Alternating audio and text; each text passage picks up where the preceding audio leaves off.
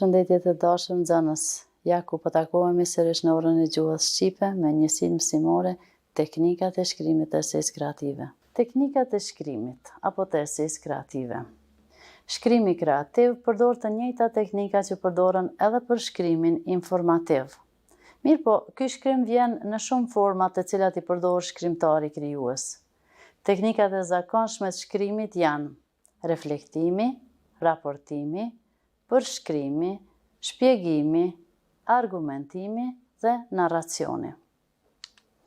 Do të shohim për secilin me radhë, të shohim çfarë është reflektimi. Reflektimi është një proces i brendshëm i rishikimit dhe të kuptuarit nga përvoja personale.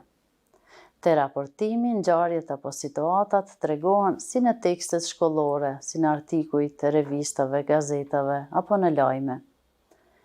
Përshkrimi pikturon me fjalë një skenë ose përcjell një ndjenjë në lidhje me një person, qoftë ai person, objekt, vend ose një ngjarje.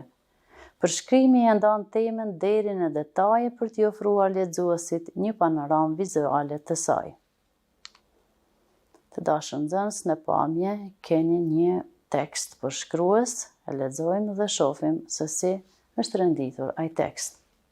Dhurata e ditëlindjes. Sapo e mora në dorë e ndjeva që ajo kuti e vogël e kuqe do të kishte vlerë të veçantë për mua. E hoqa me kujdes fjongun e bardhë që kishte përsipër dhe hoqa kapakun. Ishte një naz në formë luleje, kishte disa petale të hapura të mbushura me 10 gurë të vegjël të shëndritshëm që për mua donin të thonin shumë. Dhe në qendër ca petalet e tjera rrethonin një gurë të madh të shëndritshëm, imitim diamanti. Punimi mjaft i veçantë e bënte të dukej e mrekullueshme, sidomos në gishtin tim. Ndoshta bukuria shtonte pesha e veçantë emocionale që kishte për mua. Ishte simbol i 10 viteve miqësie të sinqertë me një shoqe të mrekullueshme.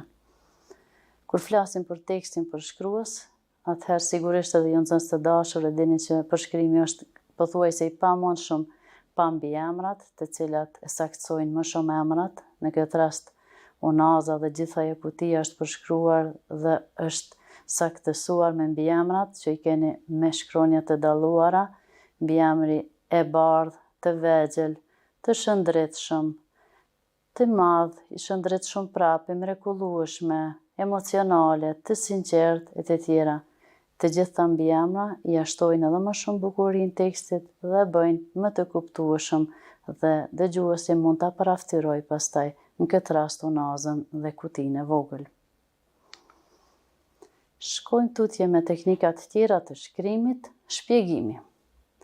Shpjegimi si tekst tenton t'i përgjigjet pyetjeve pse dhe si të ekzistencës së një teme në shqyrtim.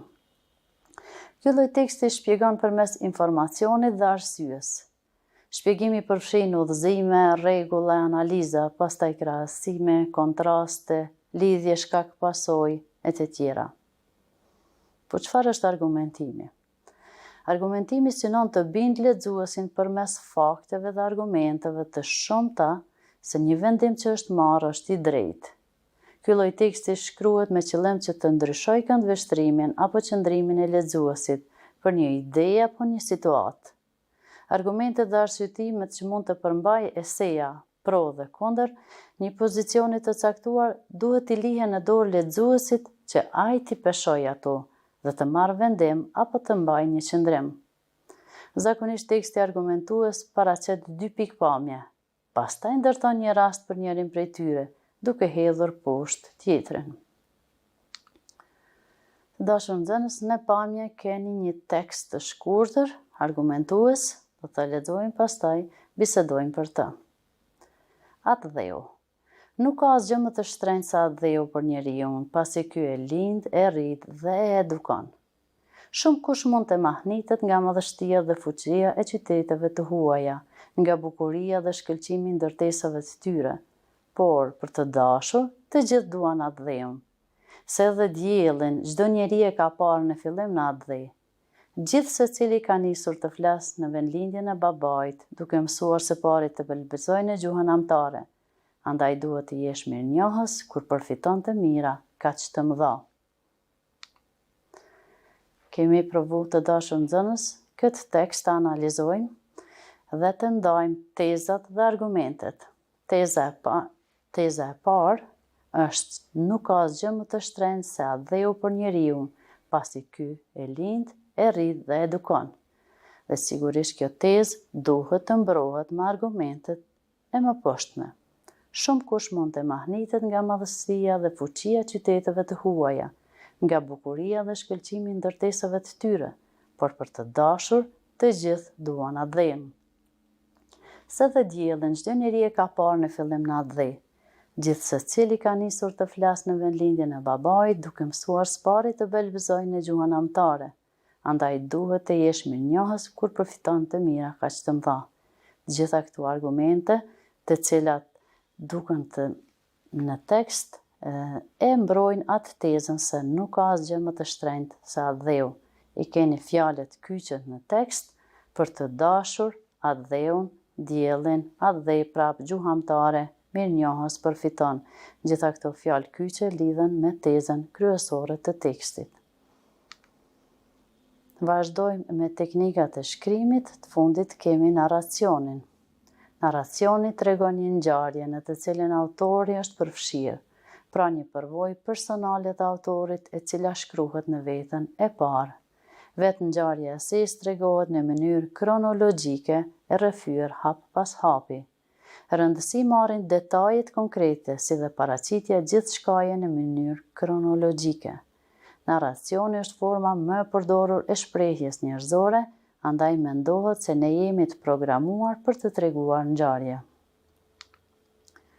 Të dashur nxënës, në fund po e përmbledhim njësinë e sotme.